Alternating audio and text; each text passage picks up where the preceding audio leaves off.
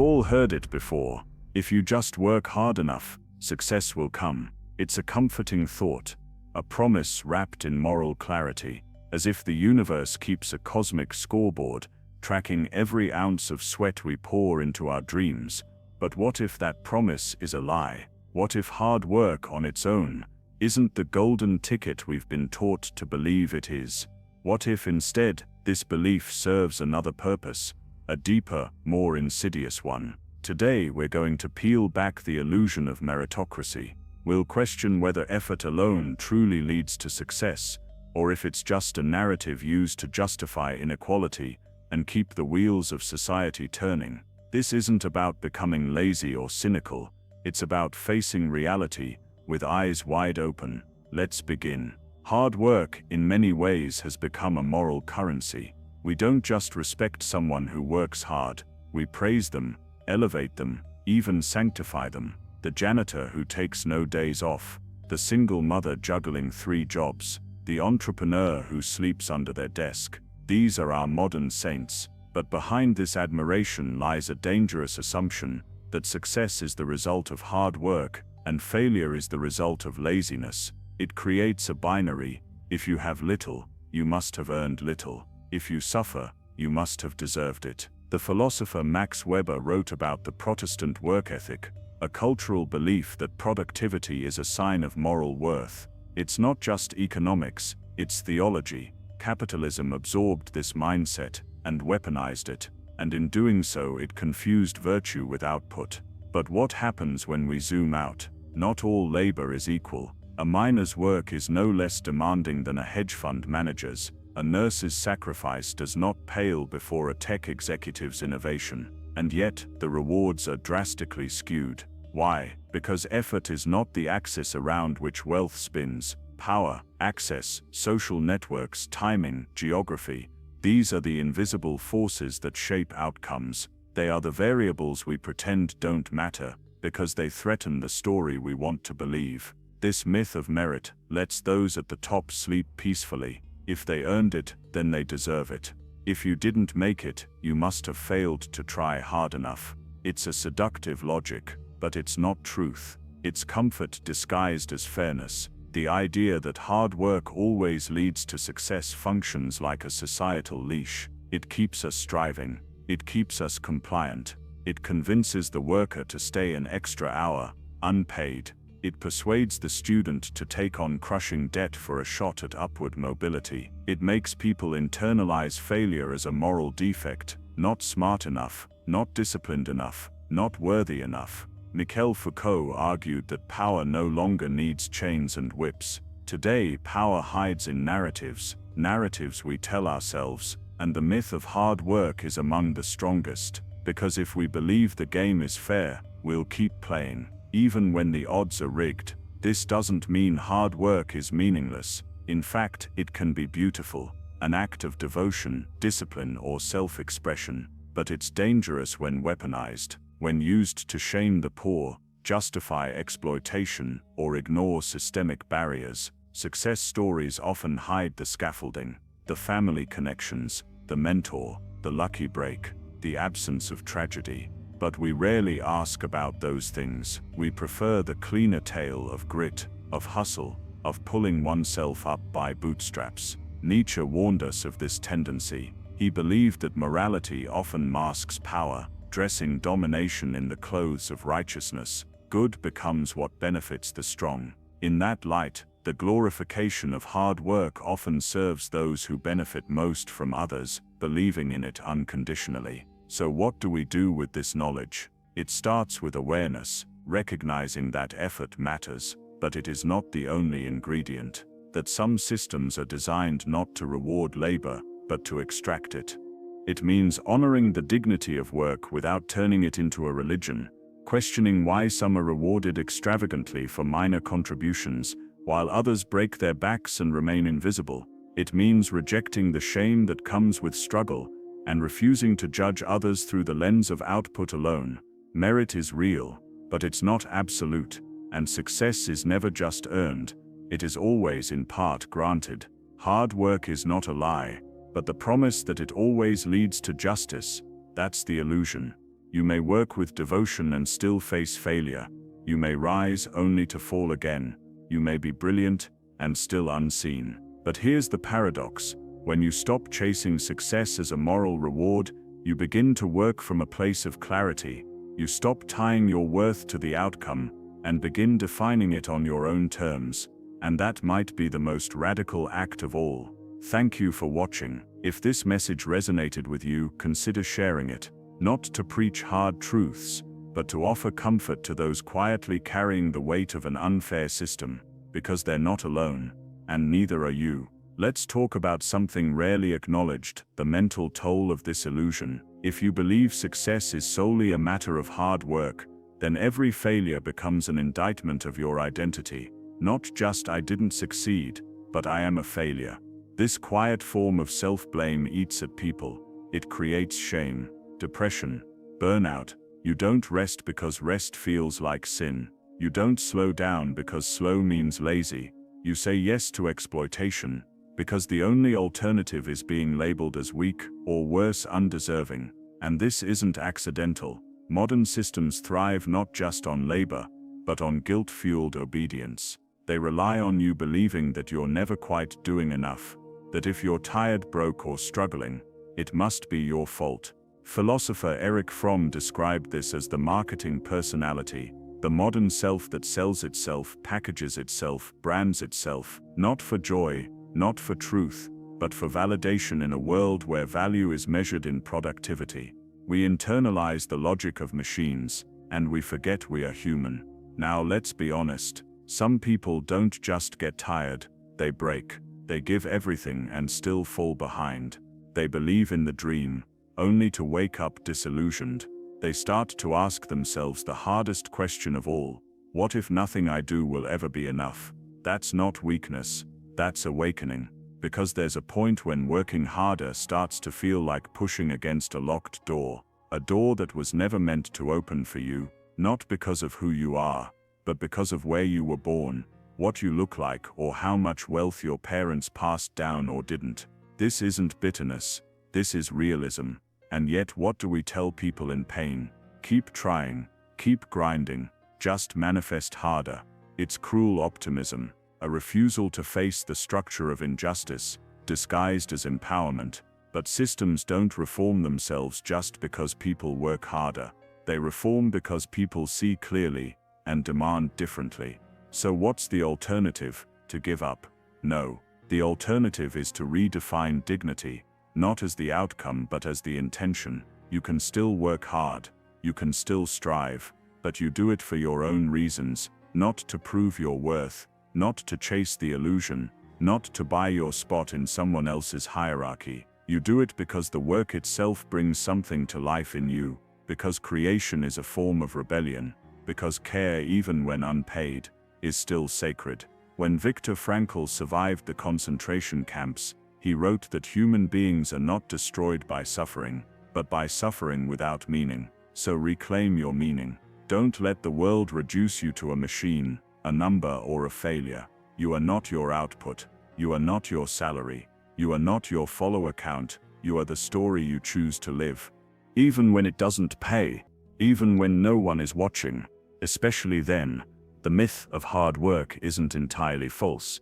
It's just incomplete. Yes, discipline matters. Yes, resilience matters. But they're not guarantees. They're not finish lines. They're not a cosmic contract that the universe is bound to honor. And the sooner we accept that, the freer we become.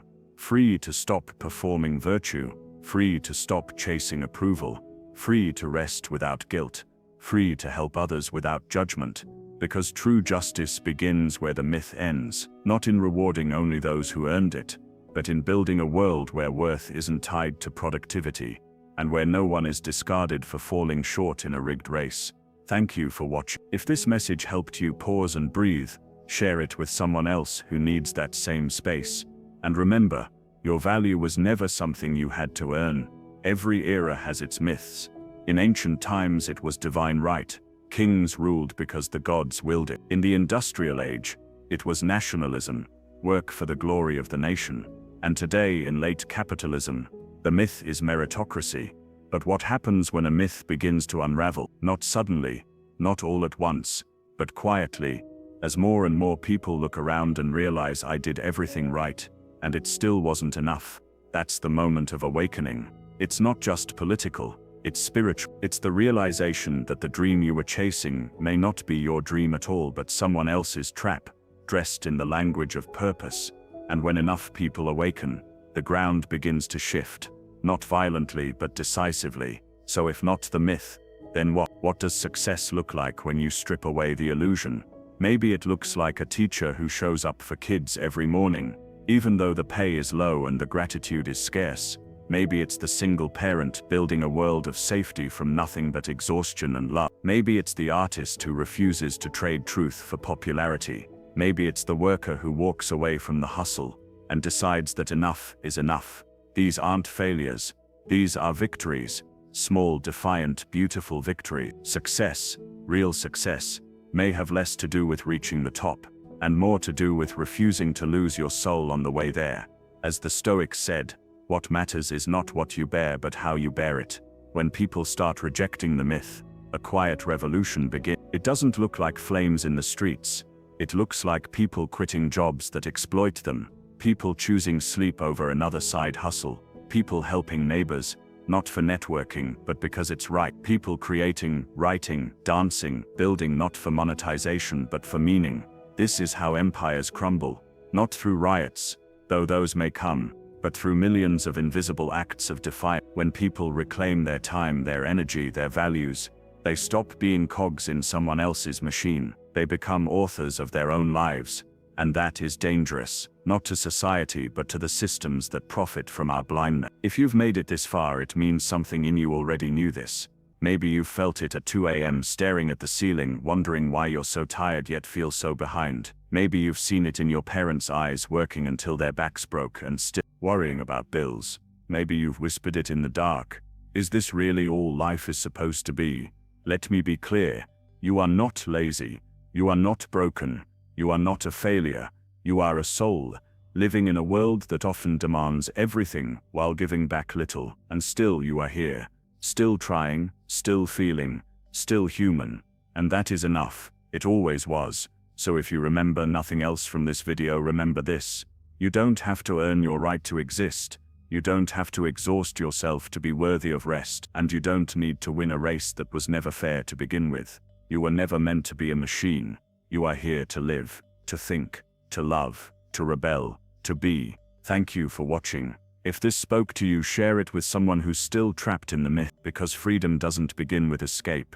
It begins with seeing. And once you see it, you can't unsee it. Until next time. Some of the pressure we carry isn't even ours. It's inherited from parents who never had time to rest, from grandparents who lived through scarcity, from ancestors taught that survival meant silence, submission or self-erasure. They handed us dreams they could never afford to chase, and wounds they never had the language to name. So we became the bridge between generations that only knew struggle, and a future that dares to imagine something gentler. But being that bridge is exhausting. To be the one who breaks the cycle means to carry more, not less. More guilt, more confusion, more questions about whether you're betraying your roots by choosing peace over productivity. But you are not betraying them. You are fulfilling their deepest unspoken wish that someone someday might finally be free. In a world that glorifies burnout, rest is revolution. Not just naps, not just weekends, but true rest, soul rest. The kind that says, I do not have to prove my worth by how much I suffer. I do not need to monetize my every skill. I am allowed to just be. This isn't laziness, it's philosophy. As Audre Lorde wrote, caring for yourself is not self-indulgence. It's an act of political warfare. Rest is how we remember we are not machines. It's how we heal. And sometimes rest is the most radical thing you can do, because it refuses to play by the rules of a system that wants you broken. Strip away the expectations, the metrics, the image. What's left? You, not the worker, not the performer, not the profile picture, just you. And that raw, unfiltered human self is enough. Because the point of life was never to be optimized, never to be branded, never to be liked. It was to feel the sun on your face, to laugh with someone who sees you, to cry when the world breaks your heart, to create something no algorithm can predict. That is the beauty of being. Not efficient, not scalable, just real. If you've listened this far, maybe you're tired too. Tired of chasing, proving, fixing, optimizing, surviving. So let this be your permission to stop, not forever, just long enough to breathe, long enough to hear your own voice again, long enough to ask, what do I want? Not what the world expects, not what the market values, but what your soul, quiet and patient, has been whispering all along. You are not lazy, you are not broken, you are not alone, you are just awake, and that is more powerful than they ever wanted you to be. Thank you for being here. If this message resonated with you, share it with someone who needs to be reminded they're more than a title, more than a role, more than their output. And if no one's told you lately, you are enough. Even when you're resting, even when you're healing, even when you're just surviving, you are enough. And you're not alone. Until next time, take care of your mind, protect your soul, and don't forget to rest. What if you are not who you think you are? Not your resume, not your productivity, not even your trauma. The world gave you labels: gifted, lazy, sensitive, too much, not enough. Some stuck, some hurt, some you even wore like armor. But none of them define the fullness of who you are, because beneath the roles you perform, the masks you wear, and the expectations you carry, there is a being untouched by labels. There is a you that has always been free. That part of you isn't efficient. It doesn't care about market value. It's the part that sings off key when no one's listening. That cries during sunsets. That imagines, even when there's nothing left to hope for. And that you is closer to the truth than anything success can measure. To imagine is to rebel, because imagination threatens everything the system tries to make feel permanent. When you imagine rest, you're challenging the worship of exhaustion. When you imagine healing, you're betraying the logic of perpetual pain. When you imagine joy without productivity, you're breaking an ancient spell. The philosopher Ernst Bloch once wrote that hope is an anticipatory consciousness. It's the seed of a world that doesn't yet exist, but aches to be born. Your capacity to imagine something gentler, something truer, something free, is not a delusion. It's a blueprint. And every act of resistance, every moment you choose rest, truth, art, love, is a brushstroke on the canvas of a new world. What if healing isn't about becoming a better version of yourself, but about finally allowing yourself to be whole? Wholeness means embracing the contradictions, the ambition and the weariness, the logic and the chaos, the part of you that wants to disappear, and the part that longs to be seen. In a fragmented world, wholeness is sacred, because a system that reduces you to your utility fears nothing more than a human who remembers they are more than a machine. And maybe the final philosophical act isn't to fix yourself, but to remember that you were never broken. You were just human, in a world that forgot what that meant. So what now?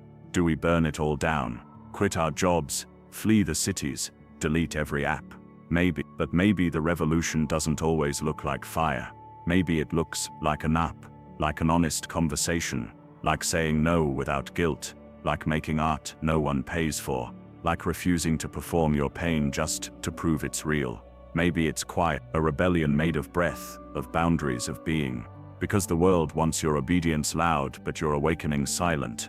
And that means choosing presence, in a culture addicted to distraction, is the most defiant thing you can do. One day you'll look back and realize you didn't fail at the system.